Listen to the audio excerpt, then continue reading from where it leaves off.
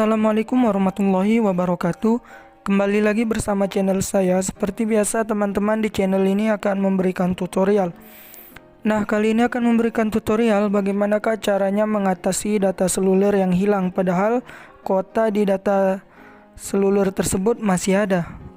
Oke, sebelum masuk ke tutorialnya, bagi teman-teman yang belum subscribe channel ini, boleh di subscribe terlebih dahulu dan jangan lupa aktifkan tanda loncengnya. Hilang seperti ini ya teman-teman, ataupun ada tanda silangnya. Cara mengatasinya itu teman-teman, yang pertama adalah di sini teman-teman, silakan matikan data selulernya. Ini. Nah,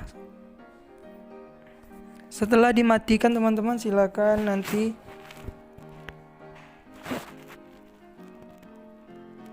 dihidupkan kembali. Oke. Jika belum timbul juga, cara yang kedua yaitu dengan cara mengaktifkan mode pesawat teman-teman.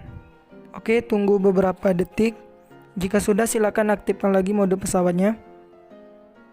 Nah, dan otomatis nanti data selulernya akan timbul teman-teman. Oke, mungkin itu saja tutorial dari saya. Semoga bermanfaat. Selamat beraktivitas. Wassalamualaikum warahmatullahi wabarakatuh.